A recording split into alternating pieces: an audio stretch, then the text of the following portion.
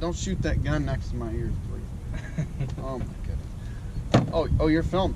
Welcome back to the channel, everybody. I got the Curbside gang all back together for another project. Our cameraman William back there behind the camera. Jake, Thomas, or is it Tom? It's Thomas, Jake. No, that's the other way. No, he's Thomas. Yeah. I'm William. All right, everybody. So what we're going to be doing today, as you can see here, we've got a AirDog aftermarket lift pump. As you can see, I'm in the wife's truck.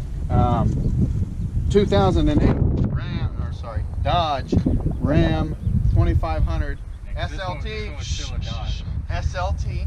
This Ram doesn't belong to Dodge. 13. I think 13 is a cutoff for the Ram and Dodge, right? The Rams are scaring all the caravans away, so that's why they have separators.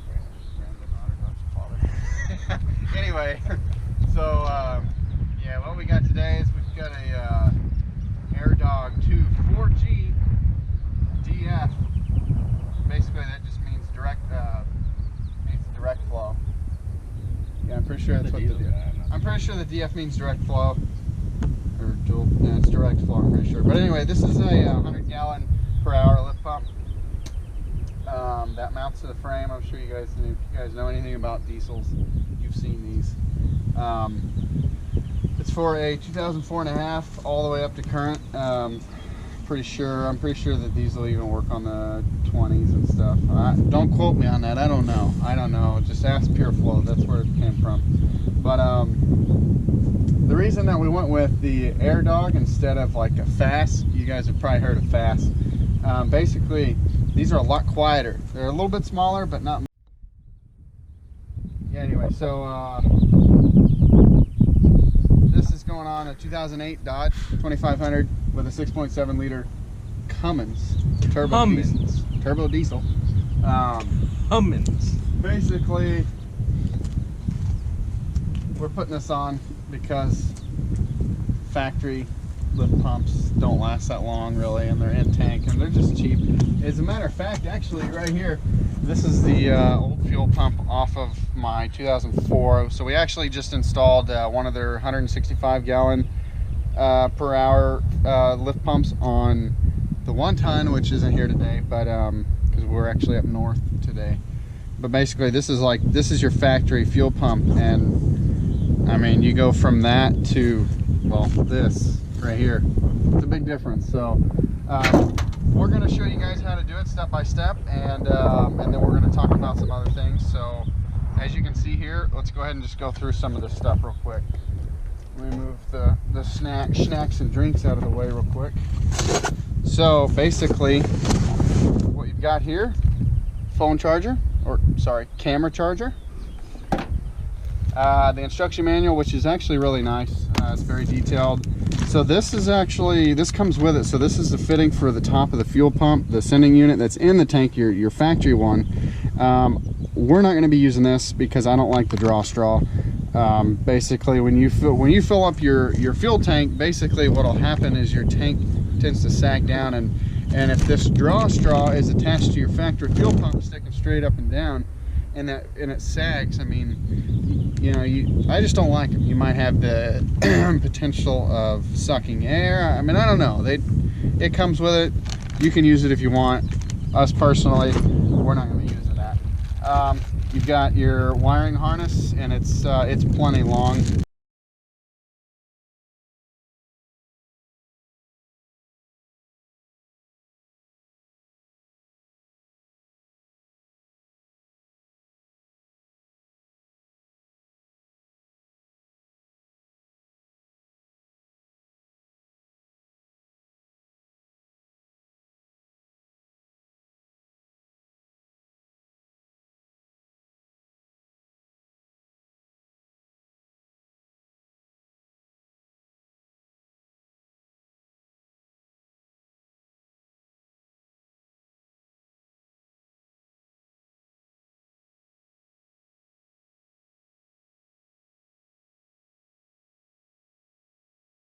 I think this is 20 foot of line.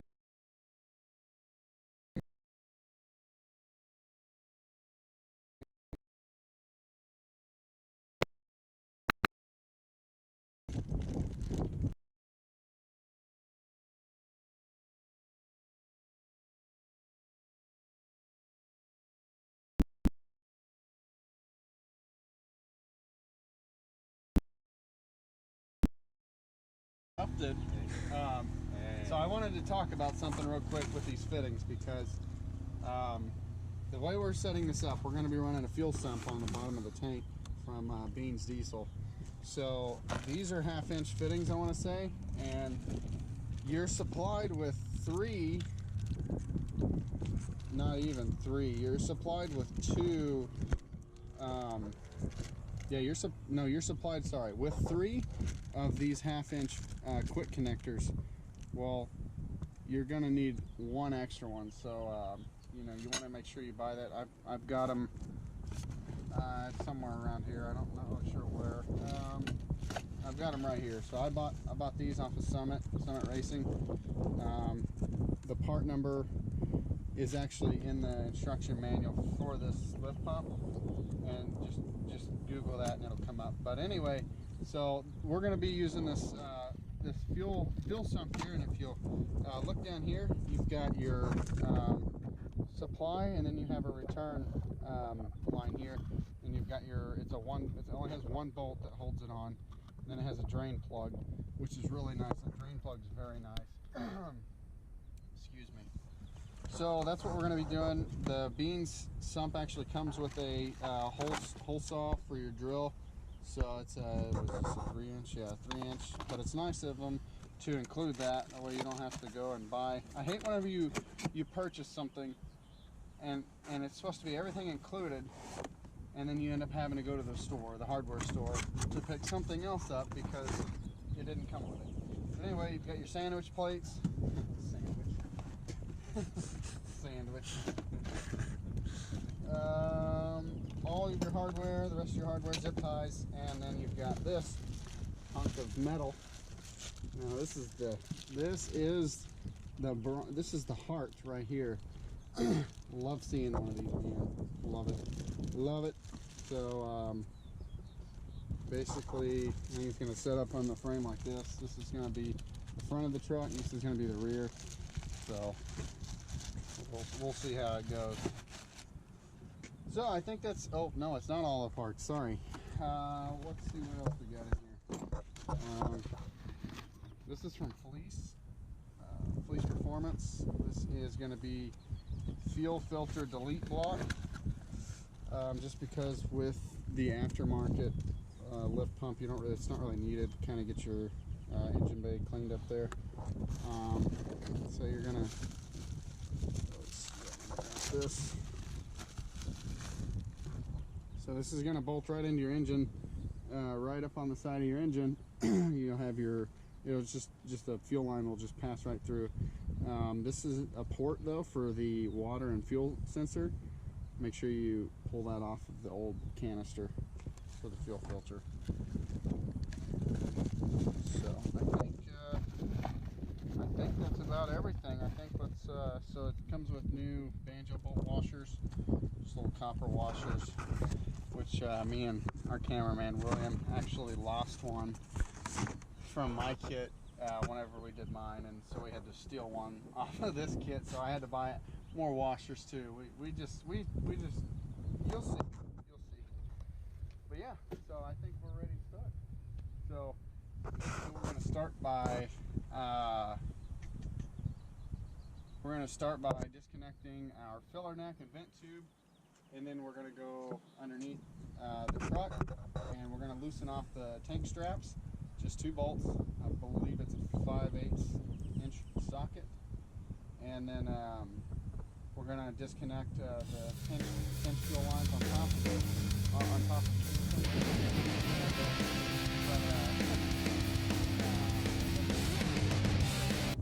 So let's go ahead and get started.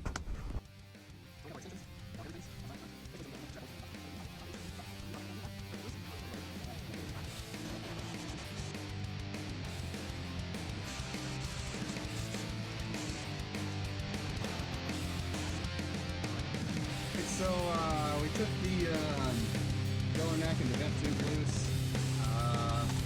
We got our handy dandy, beautiful line.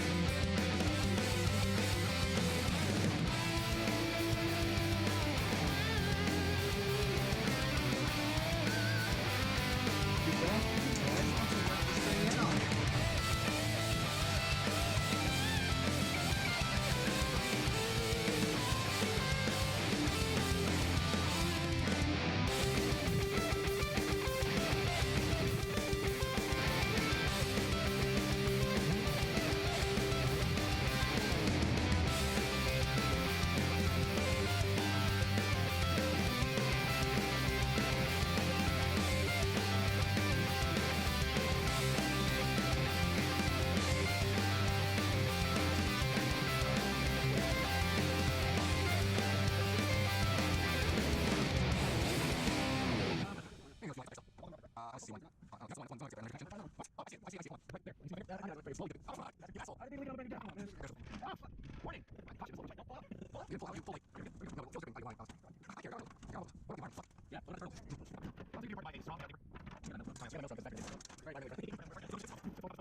get out. Well, we're done. We're getting the tank out. My favorite part.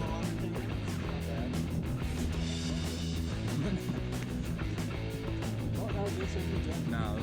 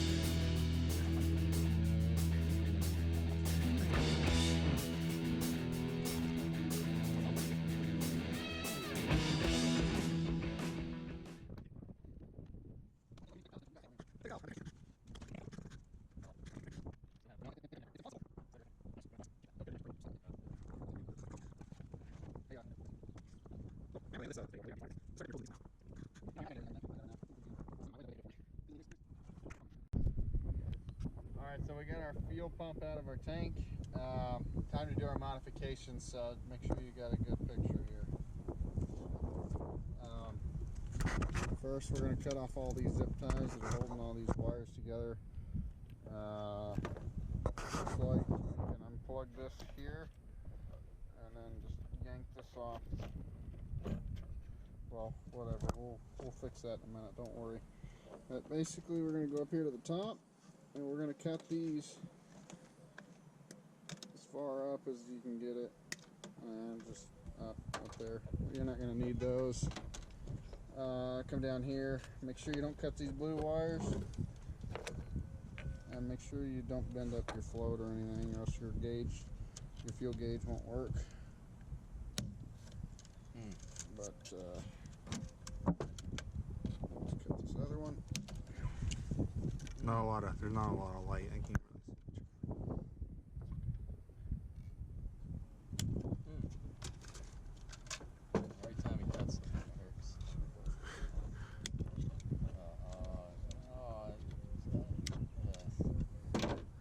Pain.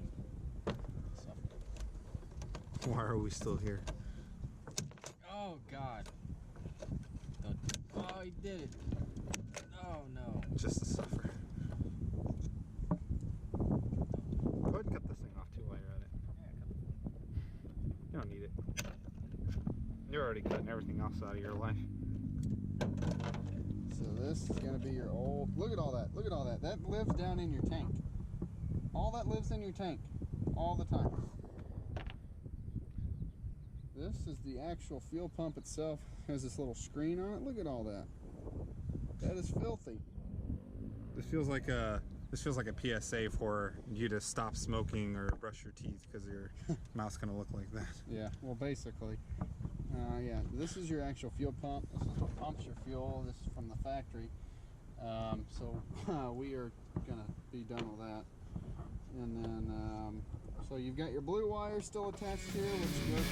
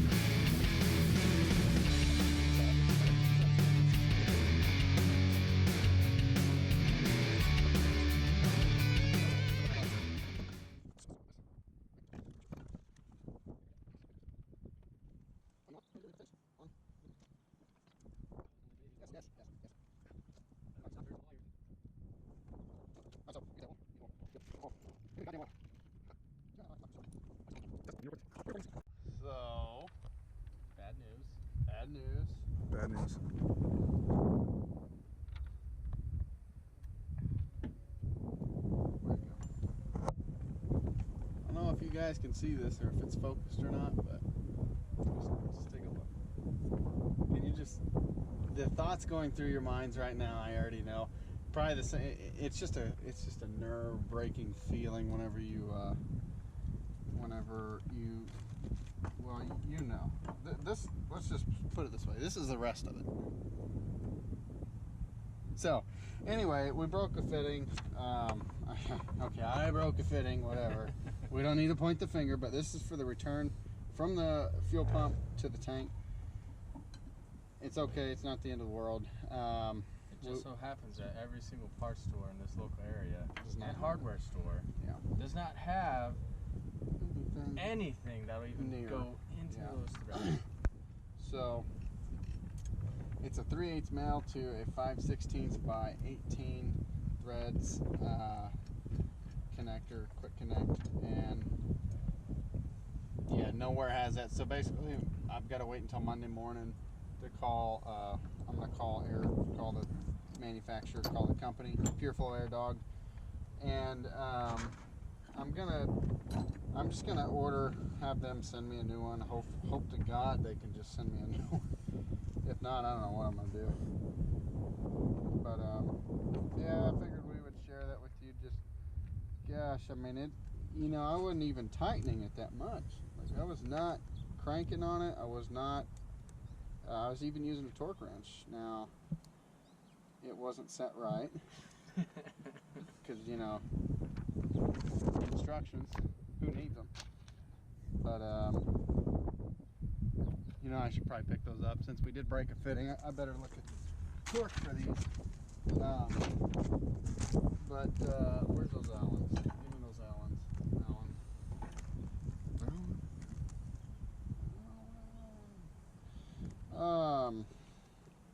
Pretty much, we're gonna get through with the rest of this project and film it, and then we're gonna leave this vehicle here in a parking lot to be guarded by myself until that part comes in. And when the part comes in, then for y'all it'll be timeless because y'all won't see it until it's complete.